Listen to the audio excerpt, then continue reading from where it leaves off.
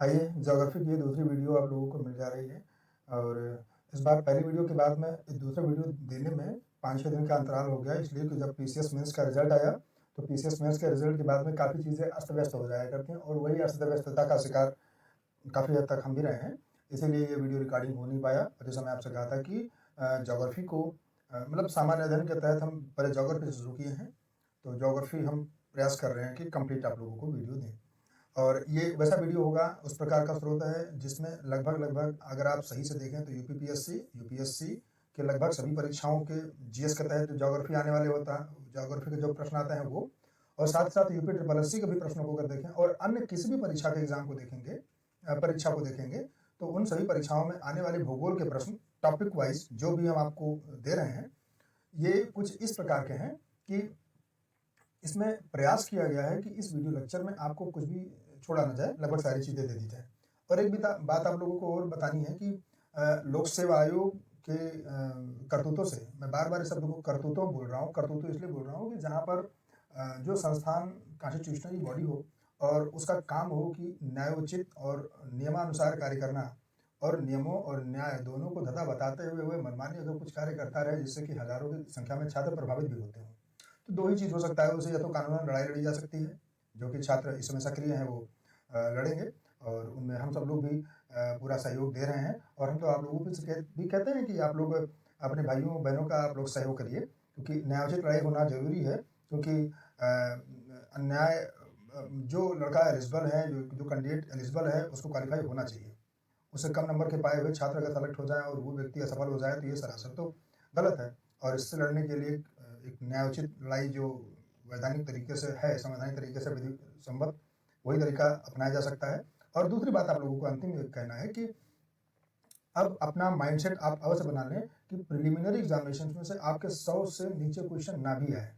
जब आप पीसीएस के एग्जामिनेशन में बैठेंगे और आईएएस में बैठेंगे तो 100 क्वेश्चन, पीसीएस में बैठेंगे तो 150 क्वेश्चन, तो जो 150 में से आप ये दिमाग लेके चलें कि 10 से 20 प्रश्न लोक सेवा आयोग गलत डाल सकता है, ठीक है। और उसको हम गलत मानते हुए भी उस 20 को अगर हटा दें तो आपका माइंडसेट सामान्य अध्ययन पर कुछ ऐसी तैयारी की होनी चाहिए एनसीईआरटी स्रोत से, अच्छे स्रोत से, या हमारे द्वारा जो वीडियो लेक्चर दिया जा रहा है इस जैसे अच्छे सॉलिड लेक्चर से, ताकि आपकी गहन और सारगर्भित और लगभग कंप्लीट तैयारी रहे, ताकि आप 100 से क्या 120 125 के आसपास आप अपने आप को सही करें, तब आपका कट छाट करके 100 के आसपास रहे। क्योंकि कट ऑफ के आसपास छात्र रहने वालों के लिए हमेशा उनका पीटी क्या है, अधर में अटका रहता है। अधर में इसलिए कहा जाएगा कि जो अनुमान कट ऑफ लगाया जा रहा है लगभग उसी के आसपास और कट ऑफ लाख मूव करे, लेकिन जब एक दो प्रश्न गलत निकले तो माना जा सकता है कि आयोग उसको डिलीट करेगा, उसका ज़्यादा इम्पैक्ट नहीं पड़ेगा, ठीक। लेकिन जब आयोग के 12, 15, 18, 20 प्रश्न गलत निकलने लगे और ऐसा समझा जाए कि लगभग 12 से 14 या 16 प्रश्न डिलीट किए गए हैं, तो उसका इम्पैक्ट काफ़ी ज़्यादा पड़ता है। तो इससे छात्रों की हिम्मत टूट जाती है। ऐसे भी लड़के लड़कियां एक दूसरे को फ़ोन किए हैं, हमें भी फ़ोन किए हैं, क्योंकि जैसे आप लोग पीड़ित प्रभावित होते हैं वैसे पीड़ित प्रभावित हम भी होते हैं। ऐसा नहीं है कि हम कोई महारथी हैं और नहीं मैं ऑल इंडिया के सारे एग्जाम्स निकाल देता हूँ, ऐसा नहीं है। आप लोग भी अन्याय का सामना करते हैं, इसका इम्पैक्ट हम लोगों को भी पड़ा है, इतिहास में पढ़ता रहता है, भविष्य में भी पढ़ सकता है। इससे बचने का पहला तरीका तो कानूनी लड़ाई, दूसरी तरीके ये है कि आपकी पीटी एग्जामिनेशन, मेंस एग्जामिनेशन में तैयारी कुछ ऐसी रहे कि उनकी जो कट ऑफ उससे काफ़ी अच्छी स्थिति में रहे आप, जो जनरल कैटेगरी के मार्क्स होते हैं उससे भी ज़्यादा अच्छी स्थिति में आप रहें। चलिए ज़्यादा लंबी बात नहीं करेंगे, ज्योग्राफी की दूसरी और बहुत ही सॉलिड लेक्चर वीडियो आप लोगों को दी जा रही है, ठीक है। बस आप लोग लाइन पर हैं। और ये वीडियो आज जब रिकॉर्ड हो रहा है तो ये early morning I think 4:42 AM है, यानी लगभग सुबह हो चुकी है, तो ये टाइमिंग है। और बस सोने का मौका नहीं मिला, लेकिन कोई बात नहीं, रात भी अपनी है, दिन भी अपना है, 2-4 घंटे सो लिया जाता है, सो लिया जाएगा।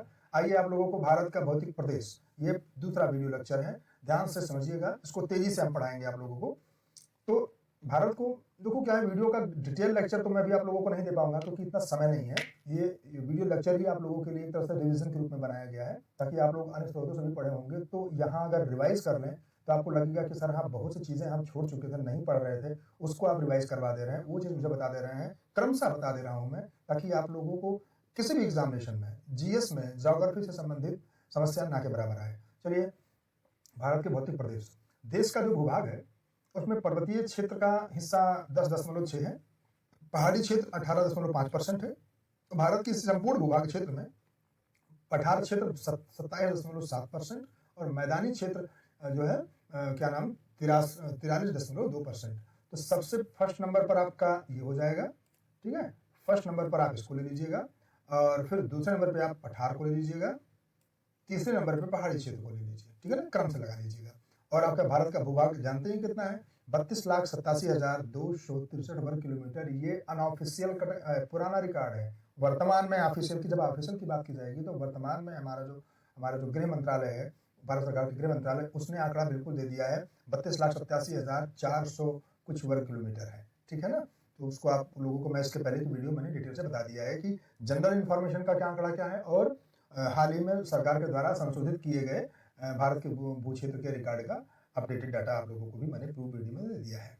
आगे ले लीजिएगा, देश का भौतिक प्रदेशों में विभाजन करेंगे। ध्यान दीजिएगा, देश का भौतिक प्रदेशों में विभाजन और भू आकृतिक खंड में विभाजन, ये दोनों अंतर होगा। जब भौतिक प्रदेश की बात करते हैं तो आप जानते हैं ना कि भूभाग को भौतिक स्वरूप में मैदानी एक निर्माण एक अलग स्ट्रक्चर है, पर्वतीय भूभाग की स्थिति में निर्माण एक अलग स्ट्रक्चर है, पठारी क्षेत्र में निर्माण एक अलग स्ट्रक्चर है, और महाद्वीपीय नहीं क्या नाम ये तटीय क्षेत्र और आइलैंड जिसे बोलते हैं द्वीपीय क्षेत्र, ये अलग भूभाग क्षेत्र है। तो वस्तुतः देश का भौतिक प्रदेशों में विभाजन 4 है, उत्तरी पर्वतीय प्रदेश, प्रायद्वीपीय पठार, उत्तरी विशाल मैदान और तटवर्ती मैदान तथा द्वीपीय देश।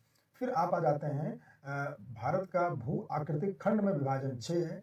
भू आकृतिक खंड का मतलब होता है वहाँ की लैंड की बनावट, गुणवत्ता, क्वालिटी और उसका मानवीय और पर्यावरणीय उपयोग किस स्वरूप में है। जब ये जो भू आकृतिक खंड की बात करेंगे तो सिर्फ उच्चावच नहीं ध्यान दिया जा रहा है। देखिए उच्चावच की बात करेंगे, ये जो पोर्शन है ये इसको उच्चावच में लिया जाएगा।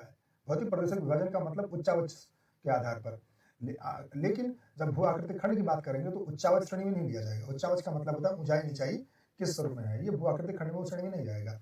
उस स्थल की गुणवत्ता क्या है, वहाँ के जो पाई जाने वाली मृदा है उसकी क्या गुणवत्ता होती है, और मानवीय तथा प्राकृतिक उद्देश्य से उपयोग करने में उसका क्या क्या कैसे वो उपयोग किया जाता है, वो आ जाएगा आपका भू आकृतिक खंड में। तो भू आकृतिक खंड में उत्तर व उत्तरी पूर्वी पर्वतीय प्रदेश हो जाएगा, भारत का मरुस्थल हो जाएगा, तीसरा है तटीय मैदान हो जाएगा, चौथा द्वीपीय समूह और पांचवा है प्रायद्वीपीय पठार, और साथ ही साथ उत्तर का मैदान छठा। ये 6 आपका भू आकृतिक खंड हो जाएंगे भारत के।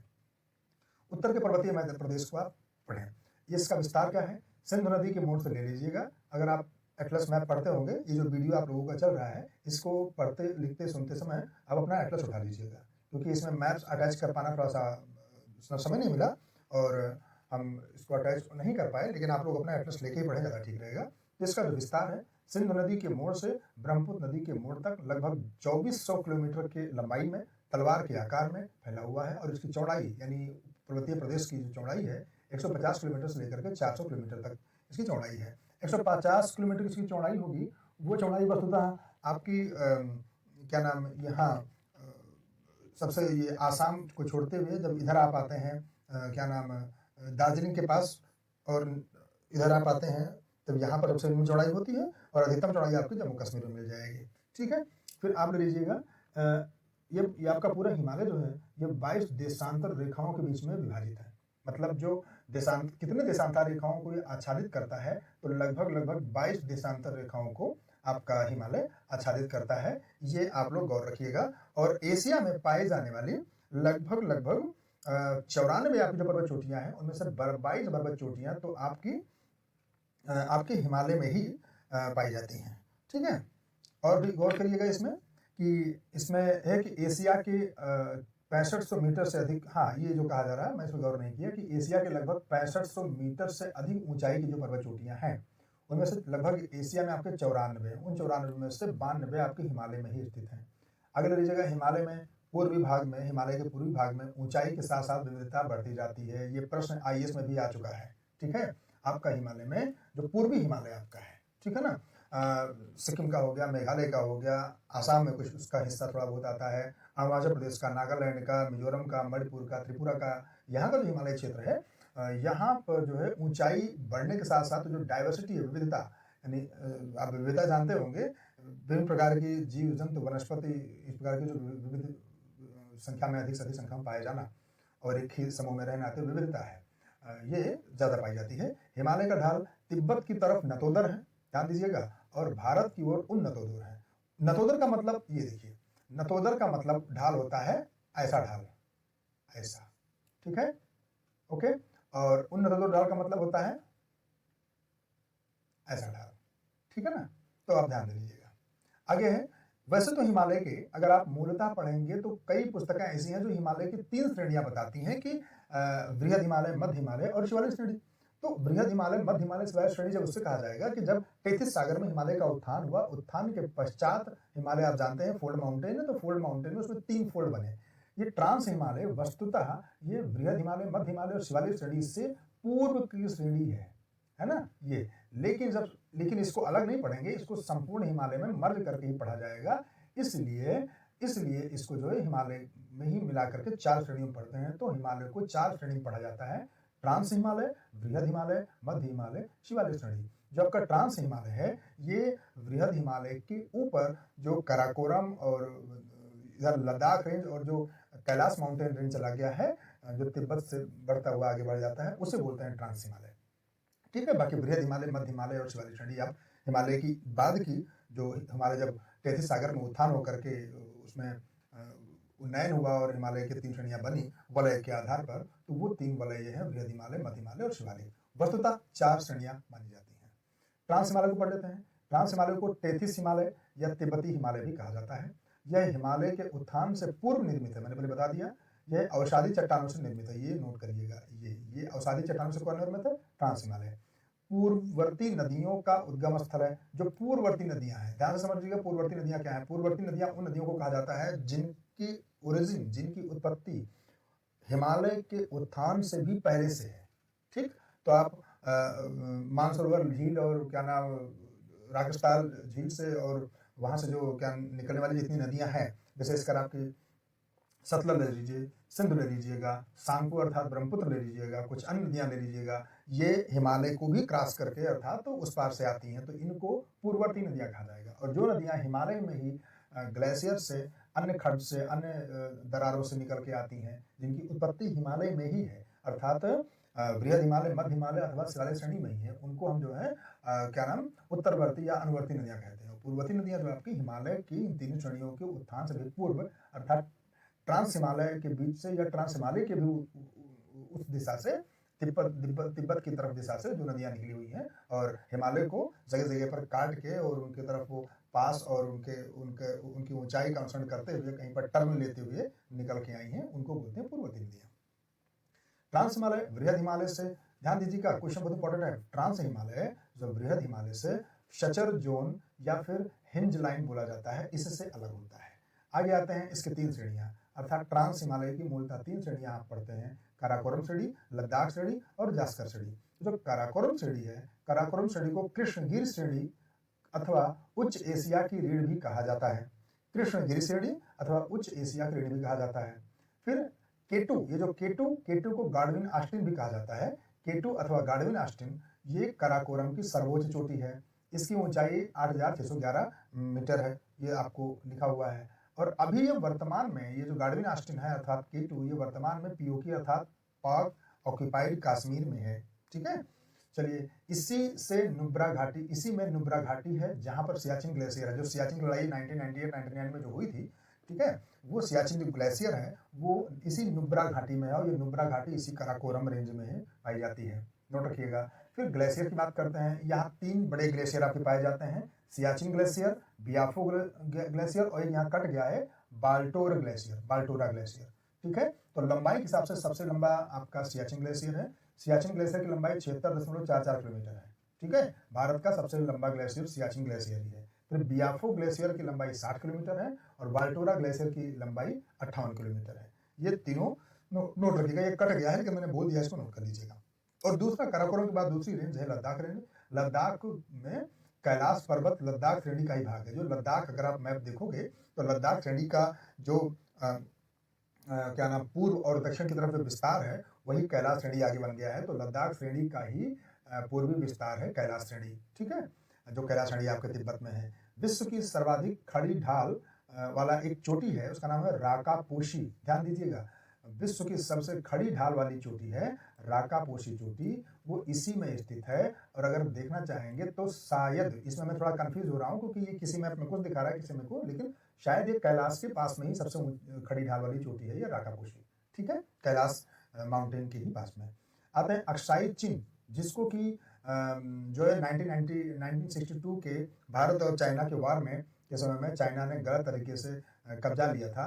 तो वो अक्साई चिन अपने भारत का ही हिस्सा है, लेकिन वो गलत तरीके से कब्जा हुआ है चीन के द्वारा। वो भी इसी लद्दाख रेंज में स्थित है। जास्कर श्रेणी तीसरी हो जाती है। लद्दाख श्रेणी व बृहद हिमालय के मध्य में है। ध्यान दीजिएगा, मैप ये आप लोग तो ये मैपिंग पर डिपेंडेंट है। आप 2 सेकंड वीडियो को पॉज कर सकते हैं, तुरंत आप अपना एटलस उठाइए, एटलस उठा करके विधिवत श्रेणियों को इत्मीनान से आप देख लीजिएगा। ठीक है, क्योंकि उनका क्रमिंग बार बार मिलाना और परीक्षाओं में बहुत बार ही आता है। लद्दाख श्रेणी वह बृहद हिमालय के मध्य में स्थित है जास्कर श्रेणी। ठीक है, लद्दाख व जास्कर के बीच में सिंधु नदी बहती है। पूछा गया है लद्दाख और जास्कर के मध्य में ही सिंधु नदी बहती है। श्योक नदी इसमें नहीं लिखा है, कि मैं आप नदियों के बारे में बताऊंगा तो बता दूंगा कि श्योक नदी इसके जो है दाएं से मिलती है, ये सब मैं आपको बता दूंगा। विस्तार ले लेते हैं। जम्मू कश्मीर और उत्तराखंड में है ये जो जास्कर श्रेणी का विस्तार, जम्मू कश्मीर में और उत्तराखंड तक इसका विस्तार है, यानी हिमाचल प्रदेश भी थोड़ा बहुत इसमें आ जाया करता है। सर्वोच्च चोटी इसकी है नंगा पर्वत, ठीक है, जो कि आपके उत्तराखंड में पड़ते हैं। और इसमें कुछ प्रमुख दर्रे भी स्थित हैं जास्कर श्रेणी में। माड़ा दर्रा, नीति दर्रा, ठीक है, ये आपके हिमाचल प्रदेश में है। लिपुलेख दर्रा, किंगरी दर्रा, किंगरी बिंगरी दर्रा, लिपुलेख दर्रा, नीति दर्रा, माड़ा दर्रा, ये आपके इसी में आपके हिमाचल प्रदेश में ही है। ठीक, चलिए आगे ले लेते हैं। बृहद हिमालय, अब आपके हिमालय की 3 जो प्रमुख श्रेणियां हैं बाद वाली, बृहद हिमालय, मध्य हिमालय और शिवालिक श्रेणी, इसके बारे में पढ़ेंगे। तो बृहद हिमालय इसका आंतरिक भाग जो है आर्कियन शैलों से बना हुआ है और इसका बाह्य भाग जो है पार्श्व कायांतरित अवसादी शैलों से बना हुआ है। पार्श्व का हिस्सा कायांतरित अवसादी शैलों से निर्मित है बृहद हिमालय का। इसकी औसत ऊंचाई आपकी 6100 मीटर और चौड़ाई इसकी औसतन 2500 मीटर है। चाप के आकार में है। पूर्व में नामचा बरवा पर्वत से, अगर पूर्व में देखेंगे तो अरुणाचल प्रदेश में नामचा बरवा पर्वत चोटी भी है।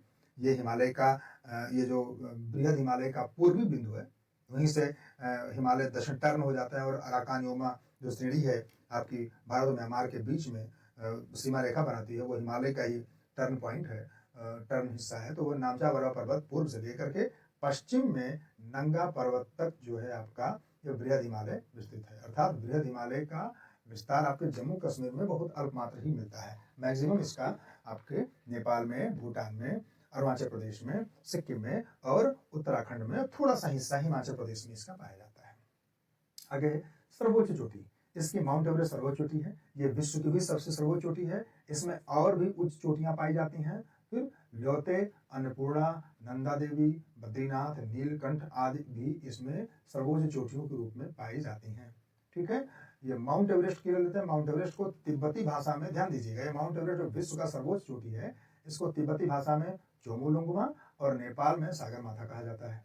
प्रमुख हिमनद जो कि बृहद हिमालय में स्थित हैं, वो आपका हो गया मिलाम हिमनद, गंगोत्री हिमनद, कुमाऊं हिमनद। ये माफ कीजिएगा, गंगोत्री हिमनद जहाँ से गंगा निकलती है वो कुमाऊं में स्थित है। अर्थात जो आपका उत्तराखंड का हिमालय है उसको कुमाऊं हिमालय भी कहा जाता है, उसी में ये स्थित है। ठीक है, मिलाम हिमनद आप लोग जानते हो। और जेमू हिमनद सिक्किम में स्थित है, नोट रखिएगा। इसी में प्रमुख दर्रे कौन कौन से स्थित हैं? बुर्जिला दर्रा जम्मू कश्मीर में, जोजिला दर्रा लद्दाख में है, शिव किला दर्रा और बारा लामचा या बड़ा लापचा दर्रा है। बारा लापचा या बड़ा लामचा दोनों बोला जाता है। तो शिव किला और बारा लापचा दर्रा हिमाचल प्रदेश में है। थांगला दर्रा उत्तराखंड में स्थित है आपके। नाथुला और जेलेबला दर्रा सिक्किम में। ध्यान दीजिएगा, नाथुला और जेलेबला दोनों से, पहले नाथुला का रास्ता खुला हुआ था, क्या नाम, भारतीय लोगों के धार्मिक यात्रा के लिए, कैलाश के लिए। बाद में जेलेबला को भी खोल दिया गया। इस सन मुझे नहीं याद आ रहा है, संभवतः आई थिंक 2015 या 16 है। ये माफ कीजिएगा, ये ध्यान नहीं रहा। तो नाथुला और जेलेबला सिक्किम में है। आगे ले लीजिएगा, शिमला टू तिब्बत टू गंगटोक, शिमला से तिब्बत और फिर गंगटोक तक, जो गंगटोक सिक्किम की राजधानी है। अर्थात शिमला भारत से हिमाचल प्रदेश की राजधानी से लेकर के फिर तिब्बत होते हुए फिर से वो सिक्किम अर्थात भारत का ही राज्य सिक्किम की राजधानी गंगटोक तक मार्ग जाता है। वो सिपकिला दर्रे का ही अनुसरण करता है। मैप देख लीजिएगा, लाइनिंग खींच के बना लिया करिएगा आप लोग अपने मैप में, पेंसिल का उपयोग किया करिएगा। और ना आप दर्रा दिखे तो दर्रा बनाने का एक सबसे तरीका होता है, अपने मैप में ही किसी डार्क पेन से आप ऐसे ऐसे ऐसे और ऐसे ऐसे बना दिया करिए, ये दर्रा हो। अगर कोई रास्ता दिखाना हो तो इसमें दूसरे कलर से ऐसे रास्ता दिखा दीजिएगा, क्योंकि ये जो सिंबल है ये इंटरनेशनल सिंबल है दर्रा को दिखाने का। तो ज्योग्राफी के जो सिंबल्स होते हैं, ज्योग्राफी में अदर सिंबल जो होती हैं वो ग्लोबली एक्सेप्टेड होते हैं। तो ये इस प्रकार का दिखाना, ये सभी जगह के लिए दर्रा का यही सिंबल होता है दिखाने का। चलिए, पश्चिम बंगाल से लेकर ल्हासा, ल्हासा आप जानते हैं तिब्बत की राजधानी है, तो तिब्बत की राजधानी ल्हासा से पश्चिम बंगाल तक जो रास्ता जाता है वो जेलियपला से जाता है। जेलियपला दर्रा से आप जानते हैं कहाँ पर है, सिक्किम में है। फिर मेन सेंट्रल थ्रस्ट, ध्यान दीजिएगा, मेन सेंट्रल थ्रस्ट जो दरार है, गैप है, वो मध्य हिमालय को बृहद हिमालय से अलग करता है। अब आप आ जाइएगा मध्य हिमालय। मध्य हिमालय को लघु हिमालय भी कहा जाता है, जो कि बृहद हिमालय के दक्षिण में है। आप थोड़ा सा मैं बता देता हूँ कि इसमें उतना तो बर्फ के ढके हुए क्षेत्र नहीं पाए जाएंगे, बल्कि बृहद हिमालय में मैक्सिमम बृहद हिमालय का जो सेक्शन है वो बर्फ से ढका हुआ सेक्शन है, क्षेत्र है। लेकिन मध्य हिमालय में बर्फ ढके हुए क्षेत्र नहीं है, कहीं कहीं पाए जाते हैं, और विशेषकर कड़ाके ठंडे में मध्य हिमालय में बर्फबारी हो जाया करती है। लेकिन मध्य हिमालय में जो है खूबसूरत हिल स्टेशन काफ़ी ज़्यादा स्थित हैं। तो मध्य हिमालय अथवा लघु हिमालय, चौड़ाई इसकी 80 से लगभग 100 किलोमीटर पाई जाती है। औसतन इसकी ऊंचाई 3700 मीटर से लेकर 4500 मीटर तक होती है। ठीक है। पश्चिमी विस्तार की बात करेंगे तो पीर पंजाल सीढ़ी, अगर आप इसके पश्चिमी विस्तार की बात करेंगे तो पीर पंजाल सीढ़ी, जो कि पंजाब के उत्तर से होते हुए जम्मू कश्मीर तक विस्तृत है, वहां से लेकर के इसका पश्चिम विस्तार है। फिर पीर पंजाल दर्रा, जिसका जिक्र मैंने यही कर दिया कि मध्य हिमालय का पश्चिमी विस्तार जो है ये, इसके बारे में थोड़ा जान लीजिएगा। पीर पंजाल दर्रा व बनिहाल दर्रा इसी श्रेणी में स्थित है। ठीक है, अर्थात मध्य हिमालय में ही। फिर बनिहाल दर्रे से ही जम्मू कश्मीर को मार्ग जाता है। जब आप लोग जम्मू कश्मीर जाते हैं तो जिस दर्रे का अनुसरण किया जाता है वो दर्रा आपका बनिहाल दर्रा ही है। ठीक है, चलिए आगे बढ़ते हैं। मध्य हिमालय और शिवालिक श्रेणी के बीच में मेन बाउंड्री फॉल्ट है, ये बहुत इंपॉर्टेंट है, यहाँ से पूरा आप नोट रखिएगा। मध्य हिमालय और शिवालिक के बीच में मेन बाउंड्री फॉल्ट स्थित है, ये दरार है। यह पंजाब से असम तक विस्तृत है, यानी इन दोनों की विभाजन पंजाब से लेकर असम तक देखेंगे दरार आपका विस्तृत है, जो दोनों यानी मध्य हिमालय और शिवालिक को अलग करती है। मध्य हिमालय में कोड़धारी वन पाए जाते हैं, ये तो आप जानते ही हैं। यहाँ छोटे छोटे घासों के मैदान भी स्थित हैं। ठीक है, जिनको कि कश्मीर में मर्ग कहते हैं, ये महत्वपूर्ण है। मध्य हिमालय में छोटे छोटे घास के मैदान में स्थित हैं, जिनको कि जम्मू कश्मीर में मर्ग कहते हैं, उत्तराखंड में बुग्याल, माफ कीजिएगा कट गया, इसको इरेज करना पड़ेगा। ठीक है, जो कि जम्मू कश्मीर में आप जानते हैं, ये पढ़ लिए, मर्ग कहते हैं, उत्तराखंड में बुग्याल कहा जाता है और प्यार, और मध्य हिमालय में आप ले लीजिएगा, ये मध्य भाग में इसको द्वार और दून कहते हैं। तो आपका जो उत्तराखंड में देहरादून और हरिद्वार जो है ये उसी घासी क्षेत्र मैदान के आसपास में ही है। अब हम तो हरिद्वार गए हैं, देखें उसके आसपास देखो तो घास के मैदान बड़े खूबसूरत जंगलों में ही मिलते हैं। ठीक है, चलिए शिवालिक हिमालय को पढ़ते हैं। इसका विस्तार पंजाब के पोतवार बेसिन, ध्यान दीजिएगा, प्रश्न पूछा जा गया है एक परीक्षा में, हमें मिला हुआ था, क्योंकि हमें कुछ क्वेश्चंस लोगों को सॉल्व भी करने होते हैं, तो मुझे मिल चुका है। ये पोतवार बेसिन कहाँ पर स्थित है, तो ये पंजाब में स्थित है। तो पोतवार बेसिन से पूर्व में कोसी नदी तक इसका विस्तार है शिवालिक श्रेणी का। गोरखपुर के पास में हुंडवा श्रेणी, ध्यान दीजिएगा, गोरखपुर आपके गुरु गोरखनाथ का आश्रम और मंदिर है, तो गोरखपुर के आसपास में हुंडवा श्रेणी है, और पूर्व की चुरिया मुरिया श्रेणी इसी का भाग है। ये थोड़ा ध्यान दीजिएगा, पूर्वी हिमालय में ही एक श्रेणी स्थित है चुरिया मुरिया, और गोरखपुर के पास में जो श्रेणी स्थित है उसका नाम है हुंडवा श्रेणी। ये दोनों पर्वत श्रेणियां इसी शिवालिक का ही भाग है। इसे अरुणाचल प्रदेश में डाफला, यानी इनका विस्तार अरुणाचल तक भी है, तो अरुणाचल प्रदेश में इसको डाफला नाम से, मतलब छोटे छोटे हिस्सों में पाए जाते हैं, बीच बीच में नदियों के बहाव से कट गया है, तो डाफला, मिरी, मिश्मी, इन पहाड़ियों के नाम से भी जाना जाता है। अर्थात अगर आपको कोई पूछेगा कि अरुणाचल प्रदेश के डाफला, मिरी, मिश्मी ये पहाड़ियाँ मध्य हिमालय, शिवालिक अथवा बृहद हिमालय किसका भाग है, तो आप बताओगे कि शिवालिक का ही अरुणाचल प्रदेश में विस्तार है, जो कि जगह जगह नदियों के खड्ग से एक दूसरे से थोड़ा भिन्न हो गए हैं, अलग हो गए हैं। इसकी औसतन ऊंचाई अरुणाचल, ये माफ कीजिएगा, शिवालिक की औसतन ऊंचाई 900 से 1200 मीटर होता है। निर्माण इसका मध्य मायोसीन से प्लीस्टोसीन युग के बीच में हुआ है, मतलब सेनोजोइक युग, मध्य मायोसीन से प्लीस्टोसीन काल में इसका हुआ। तो मध्य मायोसीन काल से प्लीस्टोसीन काल के बीच में जो युग था उस युग को बोला जाता है सेनोजोइक युग। क्योंकि ज्योग्राफी का अभी ज्योग्राफिकल डेवलपमेंट और स्ट्रक्चर और थॉट वाला आप लोगों को पढ़ने की आवश्यकता नहीं है, जनरल वे में पढ़ते हैं। अदरवाइज आप ज्योग्राफी पढ़ेंगे तो ज्योग्राफिकल थॉट जिसे बोलते हैं, भौगोलिक सिद्धांत और भूगोल की उत्पत्ति और उसके बारे में बहुत मायोसीन, प्लेस्टोसीन, समझो युग काल के बारे में बहुत विस्तार से पढ़ना होता है। ठीक है, वर्ल्ड ज्योग्राफी में आप लोगों को जरूर बताएंगे हम। आगे आते हैं, आगे आते हैं, शिवालिक के गिरिपद के समानांतर भाबर के मैदान का विस्तार है। ध्यान दीजिएगा, शिवालिक के गिरिपद के समानांतर भाबर के मैदान का विस्तार है। ठीक है, सिंधु से तीस्ता के बीच शिवालिक ग्रेट बाउंड्री फॉल्ट द्वारा मध्य हिमालय से अलग होती है।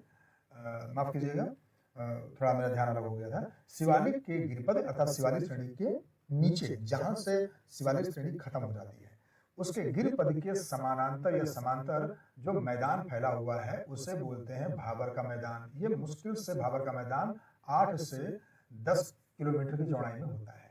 ये सिंध नदी से तीस्ता नदी, आप जानते हैं सिंध नदी तो जानते हैं, सभी को पता होगा।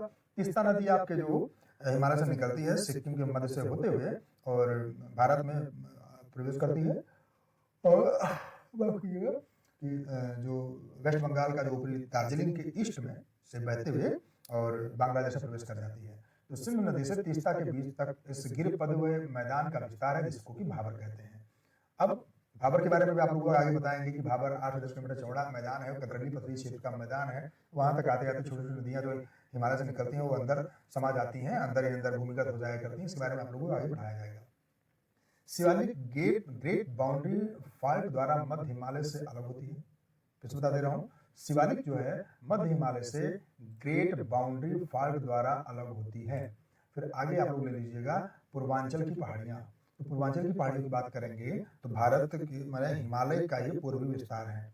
ये वस्तुतः हिमालय का पूर्वी विस्तार है जो अरुणाचल प्रदेश में तिराप मंडल के पास महत्वपूर्ण है। अरुणाचल प्रदेश के पास में तिराप मंडल है।